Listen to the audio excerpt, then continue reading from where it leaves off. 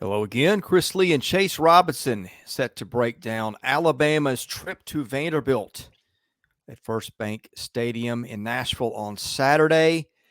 We are doing this Monday morning. The game kicks off at 3:15 Central on Saturday. You can catch that on the SEC Network. BetOnline, as of Monday afternoon, has Alabama by 23.5 with an over-under of 55.5, making for a predicted final score of Alabama 40, Vanderbilt 16. My model has got Alabama by 24.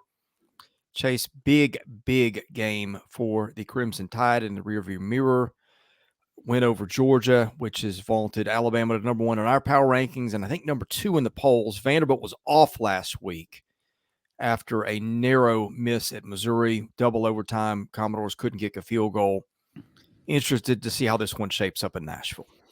Yeah, anytime you get a huge win like Alabama did, big emotional win, you're now number one in the AP poll. You've seen teams do it before. I mean, you can have the letdown and everything. That's a thing coming off an emotional win. So it'll be interesting to see how Alabama responds after the big win over Georgia.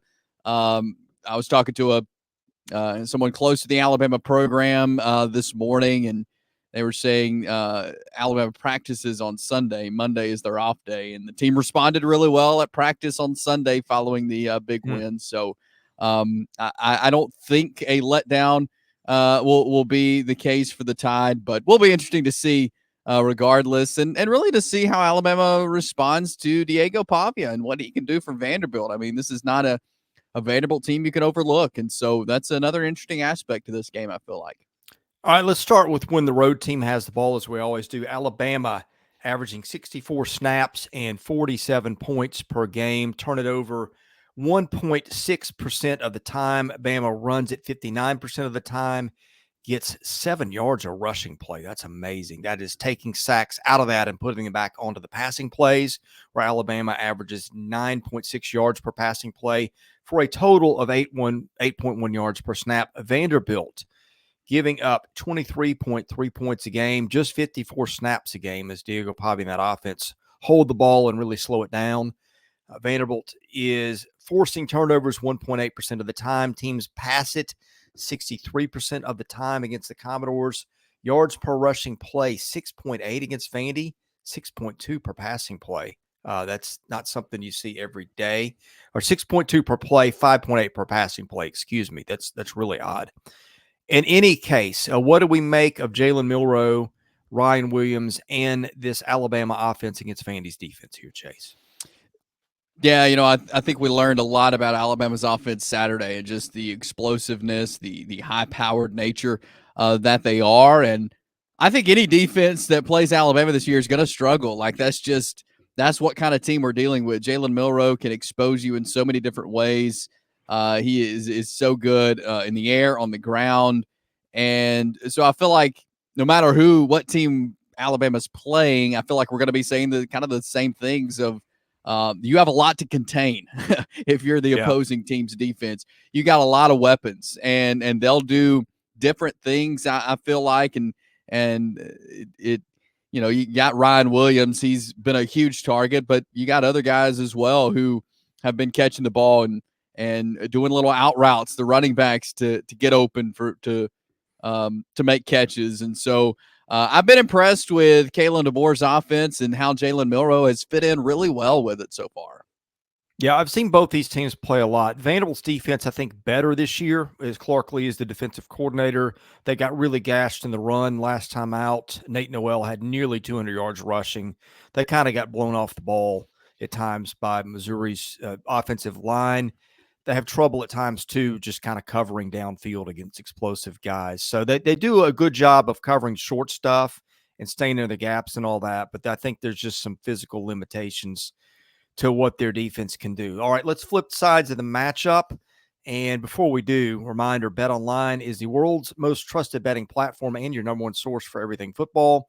It has every stat, every matchup, even live odds and spreads to bet on during the games.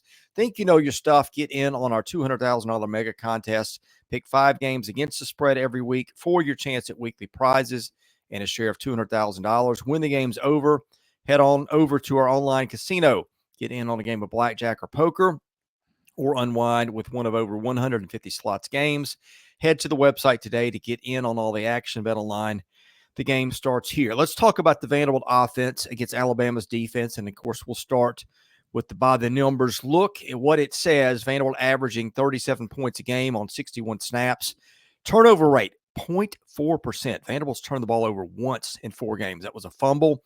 Commodores will run at 62% of the time, 4.9 yards per run, 7.3 per pass play for an average of 5.8 yards per snap. Alabama is allowing 74 snaps a game. That's a lot because that offense is just so explosive and puts the defense out there pretty quickly.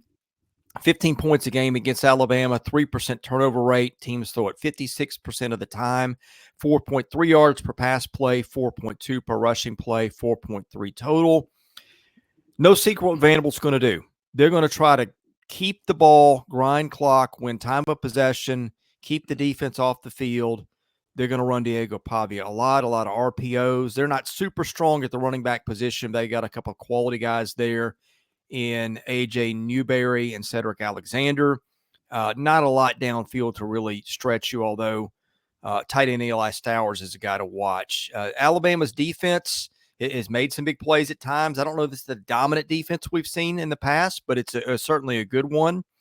And that's what Alabama will try to do is hold Vanderbilt to 3rd and long and then kind of hope to contain Diego Pavia, which has not been easy so far.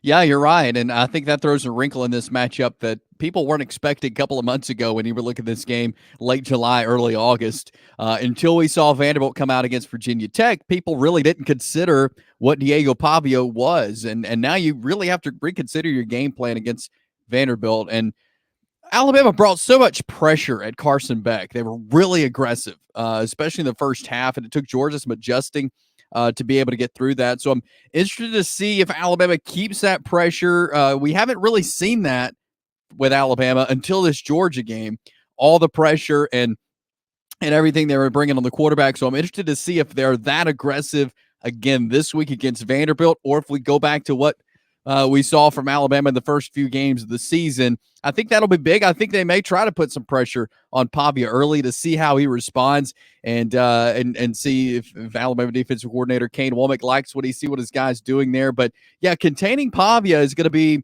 interesting to see if how Alabama does that this weekend.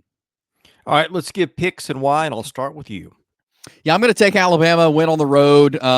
Again, I think Vanderbilt can make this interesting at times. I feel like with a quarterback like Pavia that he's going to make some plays. I mean, there's no doubt about it. They're going to score, and he's going to make some plays. But I do think Alabama is able to shut him down enough to get the job done. It may be closer to what a lot of people would like to see in an Alabama-Vanderbilt game, but I do think Alabama is able to get a good win Saturday. Yeah, Pavia's been a headache for everybody they've played so far, and they don't turn it over. They do get penalized a lot, but Alabama gets penalized even more. But I think the problem for Vanderbilt trying to pull an upset, well, 2 things. You'll have a home field disadvantage in your ballpark. Alabama will bring a ton of people. And number 2, I just think that Alabama's offense stylistically matches up pretty well to what's given Vanderbilt trouble. I think that really good power running games have given Vandy fits so far. You saw that against Missouri a couple of weeks ago. They just hadn't defended the run very well for the most part. And number 2, they have a hard time downfield with explosive passing plays. Ryan Williams will be the best guy they faced, and Jalen Milroe will be the best quarterback they faced. I just think stylistically it's going to be hard for Vandy to get stops, and I think Alabama wins. We'll wrap it up afterwards. I'll actually be at that game in my hometown of Nashville. We'll let you know about that one and all the other games. Best way to get it, hit the subscribe button. That's free. Hit the like button. That helps our analytics. Enable your notifications so you know when we're doing videos. And if you're looking to advertise, caroline.smith at southeastern14.com. We reach millions of people every year through our baseball, football, and basketball content, which we do all 3 year round. For Chase Robinson, I'm Chris Lee. You've been watching Southeastern 16, presented by BetOnline.